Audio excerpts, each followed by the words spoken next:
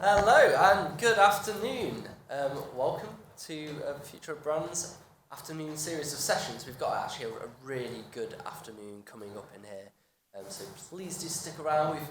We've got a fantastic panel coming up now. Afterwards we're going to be talking about Chinese luxury property buyers. We're also going to be talking about multi-ethnic consumer spend. We've got loads more coming up after that as well. So we'll also be looking at data from a Purple Bricks perspective, which I'm really looking forward to.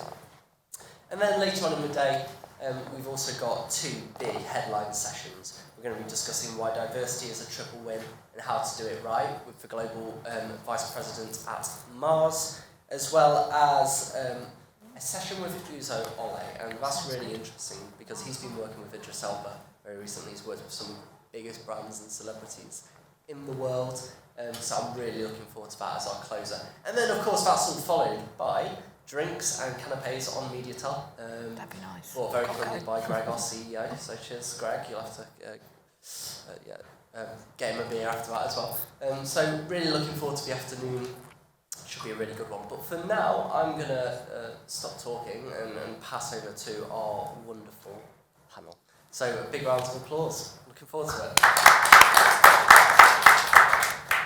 Hello, hi, good afternoon, and thank you MediaTel for inviting us to this event. It's a pleasure to be here, and thank you all for attending this session. I'd like to also welcome my panel. This is Jake Dubbins. He's the founder of Media Bounty and co-founder of the Conscious Advertising Network. Alyssa Gilbert. Alyssa, would you like to explain your job title? And Yeah, I'm the Director of Policy and Translation at the Grantham Institute for Climate Change and the Environment. And Susie Rook. Yep, head of brand for SSE. Great, okay, thank you. So look, we've got 20 minutes to kind of unpack how our industry can help meet the climate challenge. So I'm going to really kick in straight away without further ado.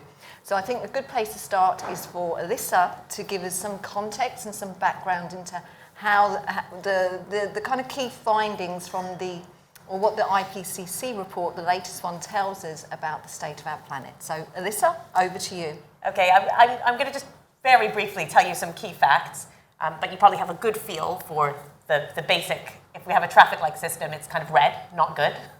The IPCC is the Intergovernmental Panel on Climate Change. It's a collection of expert scientists from all around the world. And they go through a cycle every 5 or 6 years of reviewing all of the peer-reviewed scientific evidence and look at what that can tell us. What is the consensus? What is the agreement about how climate change is happening and how that is affecting our planet? The most recent reports have just come out these past couple of months, so it's really, really recent findings. One of the reports is exclusively dedicated to the impacts that climate change is having already and is likely to have in the future on our planet. This report is more damning than any of the previous reports in terms of impact. It uses the word unequivocal to talk about the impact that human-induced climate change has already had on natural systems, so nature, including some now proven species extinctions, through to impacts on humans. And that's unequivocal impact, including losses in terms of human health and effects on agriculture and so on already. But it also talks about what we can expect in the future. The way these reports work is they provide different scenarios of the future because the impacts we'll have on the future of our planet depends on what we do now. So if we don't make any difference to our lifestyles, and particularly to our greenhouse gas emissions, which are the cause of climate change, then the impacts can be much more severe than if we take action to reduce those greenhouse gas emissions now. However, even if we do make changes, we are quite likely to reach 1.5 degree increase in average global temperatures since pre-industrial times. Just to put that in context, we are already nearly at 1.2 degree increase on pre-industrial times. So when people talk about staying within 1.5 degrees, we are well on our way to 1.5 degrees already, right? So to rein in our emissions to stay within 1.5 degrees is almost impossible. But even at 1.5 degrees, we see twice, a doubled likelihood of serious drought in most parts of the world. And we see an average of species extinctions that's quite a bit more significant than we already have now. But those numbers go up quite significantly as you go from 1.5 degree temperature increase to 2 degree temperature increase. And these differences sound really small. You think, 0.5 degree, like I wouldn't even notice that in my house. But an average temperature change across the globe translates into significant variability in temperature in different parts of the world. It might be much more than that in different parts of the world. And also, let me just give you an example so you can feel what this really feels like. In the springtime here, you see that it's cold, it's kind of cold, right? And then it starts getting a little bit warmer, and then if you look around, you see like daffodils coming up or snowdrops or whatever, first signs of spring, and you get excited, and you sort of take off your sweater, and you feel all warm, and then suddenly it gets a bit cold again, so you put your clothes back on. But all of the things that have come out of the ground cannot put their clothes back on. And often they'll get damaged by frost. And this change in variability and this increased warming can play with these very complex ecosystems in that kind of a way and can lead to failures of crops, for example. I could go on, and I know you don't want me to, so we can discuss it. The other parts of these reports aren't just looking at the really big damages that we can see coming down the line in climate change. They look at what we can do to solve it. And the key thing to know there is that we need rapid emissions reductions, greenhouse gas emissions reductions, starting now. The good news is that it's possible. We have the technology. We know what we need to do. But we need to make a concerted effort across all sectors to make those changes now. Yeah. And as advertisers, what I'd say, and people in your space, and it's laid out really well in the Net Zero Action Report that you've published before, it's interesting for you to know that quite a lot about what needs to be done. And for the UK, this is estimated to be about 20% of the change that we need just relates to changes in the way that people behave. Okay, so decisions that you might make to travel differently. And I mean not by that just not flying or flying less, but how you travel every day. Decisions about what you might choose to eat. And it doesn't have to be what you eat every day, but the balance of your diet. A willingness to buy or try a new product, and a willingness to consume less or consume in different ways. Those are all behavioral changes.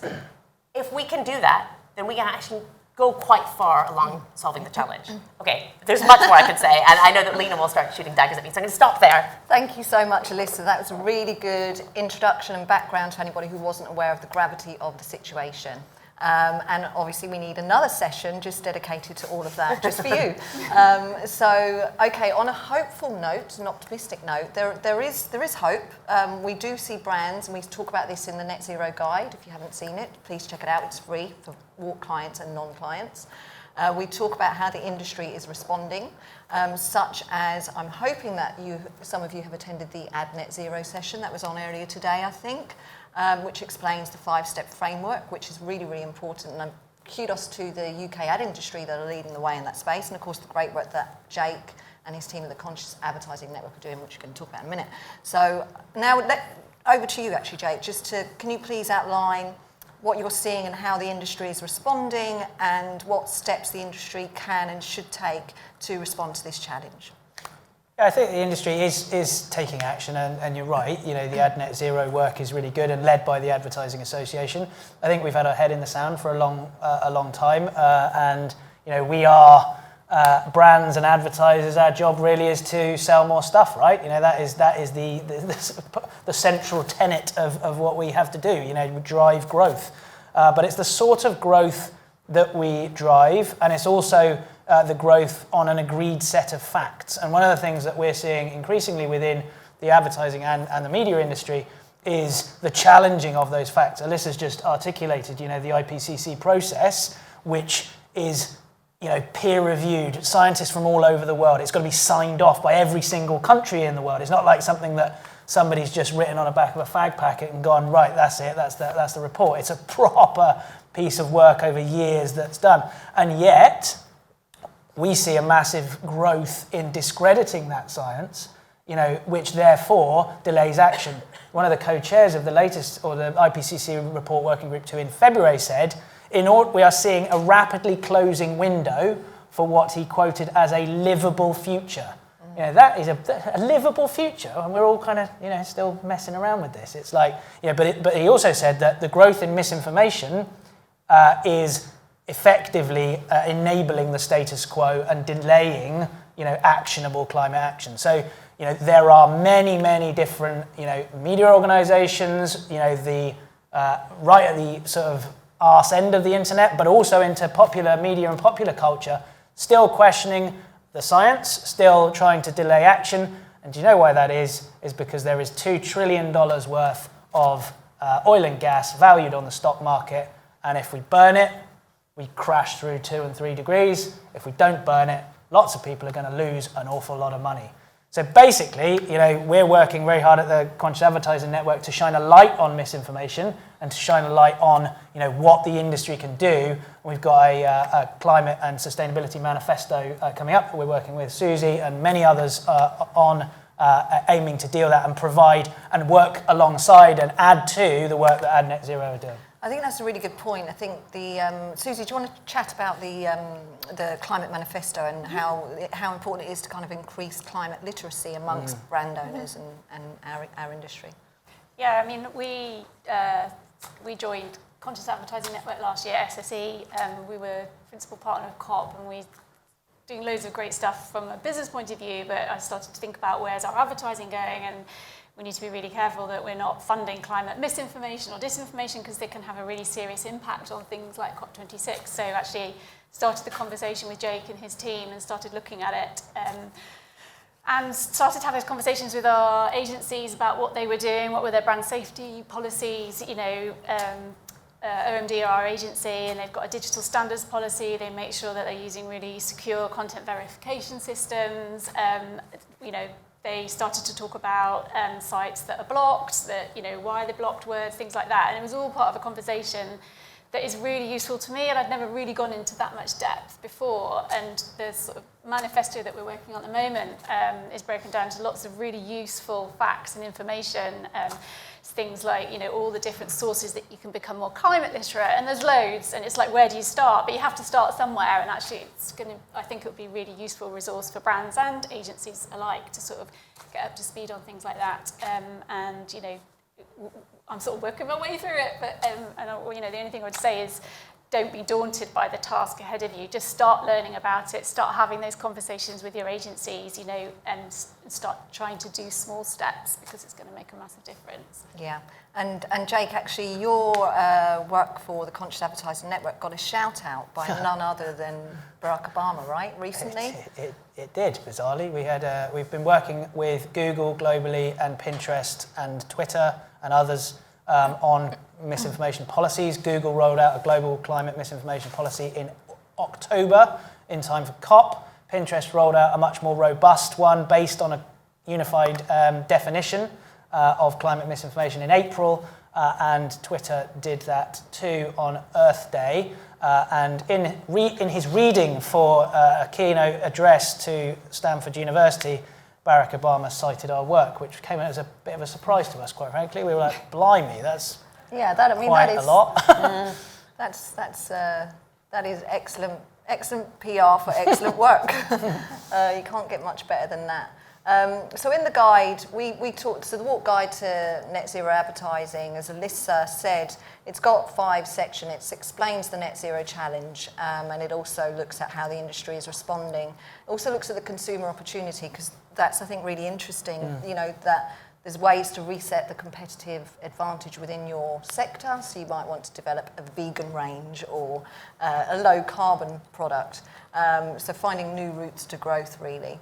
And then we advise people on how to close the intention action gap, because I say everyone in this room wants to do the right thing, says they want to do the right thing, but then actually they might, make the wrong choices. So our industry does have a great opportunity to simplify messaging and to really, I suppose, sexy up green lifestyles and choices, so that the narrative isn't necessarily around sacrifice and loss, but it's actually about what you'll gain, such as healthier diets and hopefully lower renewable energy bills as well. So I think that's a key consideration. So look, I'm conscious of time, because this is a big topic. Would like to open up the floor to any Q&A that you might have, but Jake, I'd like to ask each of you panelists for kind of like key takeaway that you want the audience to take away and really be able to, I think to your point, Susie, if they're wondering where to start, like, you know, we know this challenge is critical and we know it's urgent. So if you're, you know, if these guys are looking about where do I start, what's the one thing that you'd like them to take away? I'd say look at, when we release in the next few weeks the Climate and Sustainability Manifesto, have a look at that. I'll give you a sneak peek of the top 5 sort of takeouts on that. One is climate literacy, so go and research, join AdNet Zero. I can see Sharon in the background there. But also look at, you know, we've had training from, you know, climate experts, you know, that are outside of the industry as well. It's really important, and that's why this panel is diverse, that it's really important that you get science and expertise outside of the advertising industry to come into the advertising industry. So climate literacy. Second one is briefing and criteria. How are you choosing clients? How are you choosing suppliers? What is your briefing process? Are you looking at climate and sustainability in your briefing process? Number 3 is what you're showing on screen. Even if your product is not, you know, core to net zero, what are the behaviors that you're showing on screen around that product and service?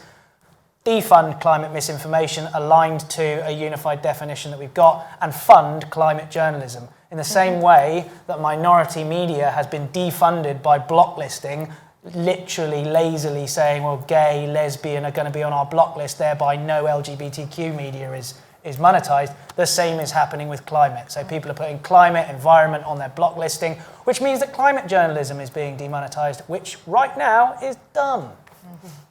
Great, thank you, Jake. So I will obviously repeat what Jake said about this being a really important, urgent issue.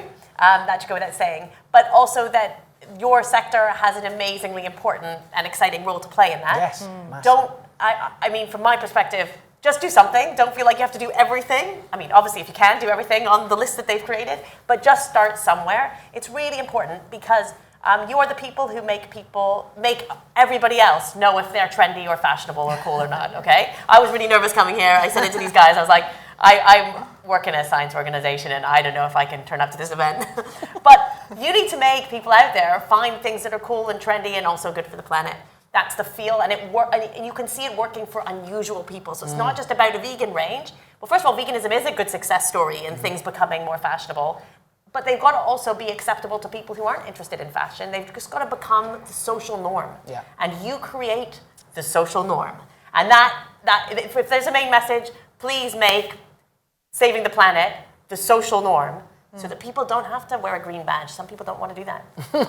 And if you need any help with climate literacy, the reason my title says "and translation" is my job is to translate technical, complex science into a way that can be usable for anybody. So if you ever need help, I work at Imperial, come reach me or I'll find other people. Please write a piece for Walk. And I will write a piece. I would just say start having those conversations, start talking to your agencies, you know, as Jake said, like put it in your pitches, put it in your contracts, like we want to, you know, what is your approach to sustainability. Just start having those conversations and, you know, no one's going to have all the answers, all the solutions, but that's really important. Really think about where you're advertising. There's some really great platforms out there at the moment where you can fund great climate journalism, do contextual advertising. We're using one called Smartology for our next campaign, and it's things that your agencies will know, so just talk to them about it and just, you know, develop your media plans really carefully. Don't just accept that you're going to do a digital campaign, you know, ask them in depth about it, you know, and I think you'll get some good answers and you'll be making small steps, but it'll be sort of Great. Thank you all. I think media decarbonisation actually is something that our clients are asking us quite a lot about off the back of the guide. So that's certainly a space where we need to, you know, spread best practice around that. What's interesting for me is there's so much hype around Web3 and NFTs and all of that stuff, and I certainly don't want that hype to be taken away from this conversation and the importance of, you know, how our industry can respond to the climate challenge. So I'd like to think that there's as much energy and enthusiasm being put into what we're talking about today as there are about NFTs with monkey faces and all that kind of stuff. So look, I know this is for some a conversation that might be quite new, so I just wanted to leave a few minutes to just ask the audience, you guys, if you've got any questions. I definitely encourage you to make the most of this excellent panel, particularly Alyssa, who's coming from outside our industry. So please, sorry for putting you on the spot there, but any questions for any of us, please do. Great, thank you. Hi, I'm Steve Pollak. I was head of media for Nestle for about 10 years and left at the end of last year. I've set up my own consultancy called the Payback Project. Jake and I have spoken. And the Payback Project is all about this. It's working with advertisers, because I went through this journey at Nestle for the last 2 years.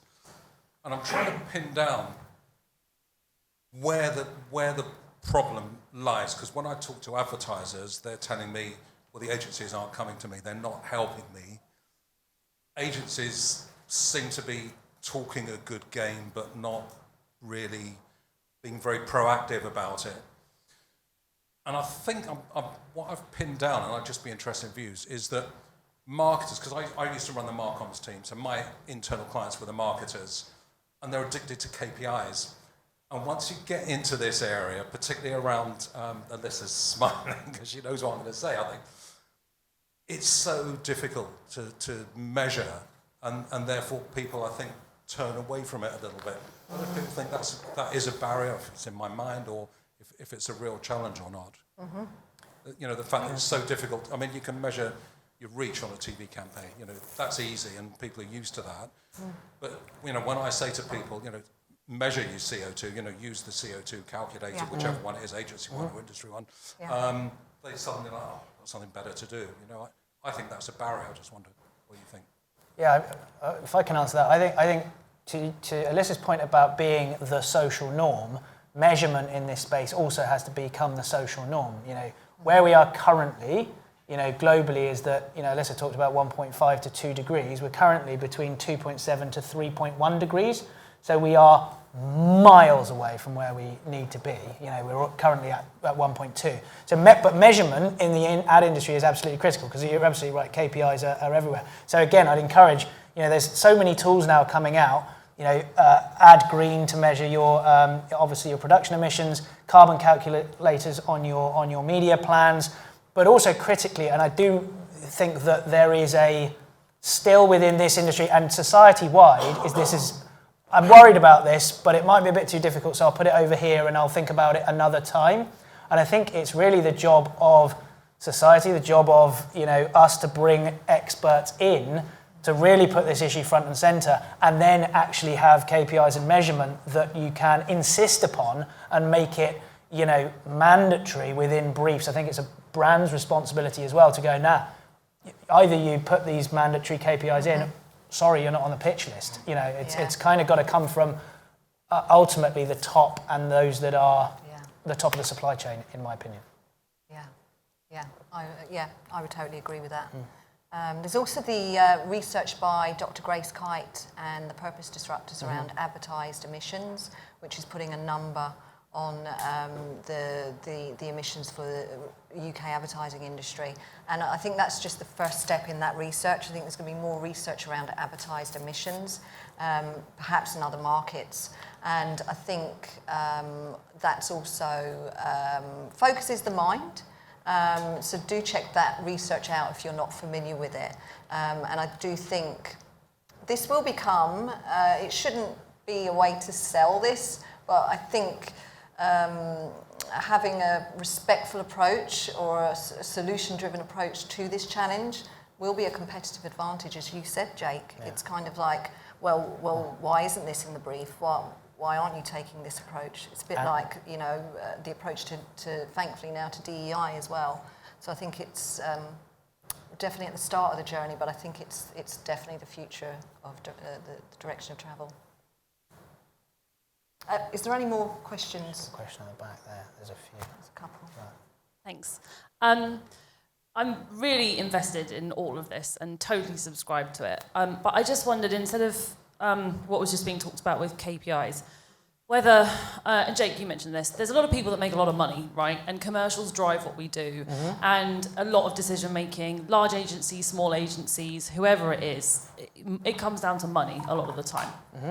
Has there been any thought given to incentivizing agencies, clients, publishers based on how they perform in a sustainability criteria? So, as SSE, would you consider choosing an agency based on their carbon footprint? And obviously it's becoming more of a pitch-led scenario. These things are entering pitch grids. But is that kind of widespread? Is that doing more? And should actually more sit with the agencies in their contracts with the media owners as well? I mean, I think it's really important. I mean, we just recently did a pitch for our creative agency, and we've had that as, that was part of the sort of scoring that was important to us, that they could prove their sustainability credentials, and it had to be quite in depth for them to be on that pitch, the roster. So I think that's a really good thing if there was some sort of industry. Yeah. I also think we talked about social norm, but also social license within industry, insofar that if you're pitching out your work, but also for a sustainability brief, for example, or your product or service is driving down emissions, but the same people that you're working with are then also working with companies that are literally driving up emissions. Well, these are these choices and decisions that we're all going to have to make. So that social license of agencies speaking out of both of their mouths, both sides of their mouths, is not going to be sustainable, because there will be some oil and gas companies that are genuinely transforming into delivering 1.5 or the Paris Climate Agreement. There'll be others that simply aren't, and so there is a huge level of hypocrisy on the one hand doing great work to drive emissions down and work that is effectively greenwashing companies that are driving emissions up. So I think that social license question in the supply chain of every single industry, not just the advertising industry, is going to become absolutely critical, because we're at 2.7 to 3.1 degrees. That's fucked. And I see we had another question. Hi, Ollie from TripAdvisor. Jake, I think you might have just touched upon this. All of the great work that's being done in the industry at the moment, how much do you feel is being undone by the industry's continued relationship with oil and gas companies? Should I? Do you want to answer that as well? I saw some really interesting research relatively recently, like in the past couple of months, that charted oil and gas, it didn't particularly say oil and gas specifically, but it was, mentions of offsetting and green activity against what they were actually doing as a company. And what you saw was a graph that there were ups and downs and mentioned, and then this huge uplift in the past kind of year or so, particularly before the UK hosted COP, of statements from oil and gas sector about how green they were and everything. And absolutely no change in what they're doing, like zero change. And I feel like it's kind of prompted a few different things, at least from my perspective. One is a real sense of distrust. Like this whole thing about greenwashing, I think it's becoming more and more difficult for people to buy that. So people like me have seen that research, but I think the more general public have a gut feel that doesn't feel right somehow. But it's also opened up quite an interesting conversation where I work about how we talk about and do a better job of explaining this whole idea of offsets. Because I think, that industry is using this idea of offsetting quite liberally as a way of presenting the fact that they're doing the right thing and that they are net zero. But actually, just for the sake of all of you in the room, it's terrible. Like if you basically buy an offset now that's probably a forestry project and you're burning fossil fuels, then you're not replacing like for like. You're taking something that's been hidden underground for thousands of years in a secure storage with something that will probably last about 100 years. So you're not actually offsetting your emissions effectively and permanently. And also, you're removing the opportunity of anybody using that ever in the future. So you're allowing the richest person, the most well-off person, to use that land-based asset in advance of anybody else who might need it. And that's only a couple of reasons why it's a bad idea. So it's prompted, I think, at least our sector, to try and find a way to speak more articulately about that. And then help us understand how we progress to net zero societally.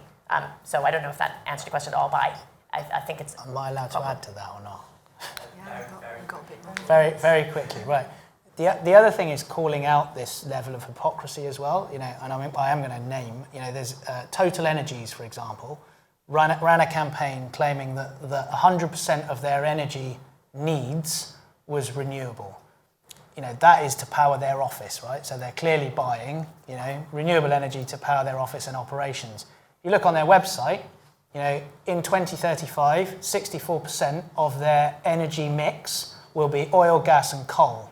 And the number that they're talking about is not 1.5, they're talking about 2 degrees as a starting point on their website. You know, the difference between we're using renewable fuel to 64% to 2 degrees, and at COP26, the Prime Minister of Barbados, Mia Mottley, stood up on stage in front of world leaders and said 2 degrees is a death sentence for small island nations. You know, there's your hypocrisy right there. So that gap between what companies say and what they're doing and the real world impact of that has to be closed immediately. Great. Okay. Have we got time for one more? Or No. Okay. Sam's going. Sam's going. Shut up. Sam is the boss, but it's great to get good, you know, really good engagement from the audience. Thank you so much. I hope you all enjoyed this session, and I'd really just like to thank Susie, Alyssa, and Jake for their sharing their expertise, and thank you all for listening.